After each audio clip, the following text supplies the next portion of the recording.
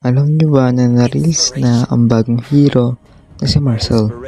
Ito ang kanyang second skill. Mag-i-speed up ka at pwede kang mag-dash sa kalaban or sa wall. Ito naman ang kanyang first skill, which is may kasalang sa kanya na orbit. Ang kanya nga palang category ay support. Nagpi-picture siya or may pinipicturean yung kalaban para magkaroon ng damage.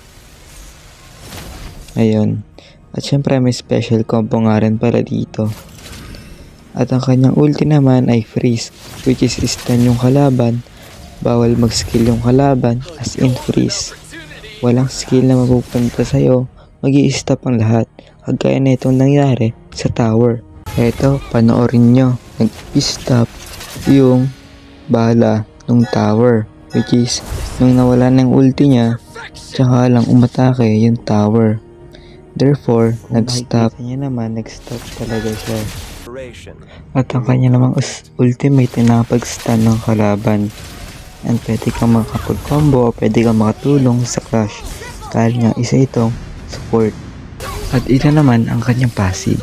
Nakakapag-deal siya ng damage sa kalaban. Once na nakita niya ito at umabot ito sa range, may cooldown rin ng kanyang passive na makikita mo sa kalaban.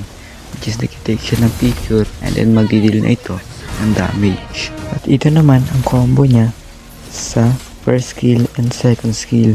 Which is pag nag-second skill ka, sabay nag-first skill, sabay nag-dash ka, may iwan yung first skill mo and pwede kang mag-deal ng damage sa kalaban or sa hero target.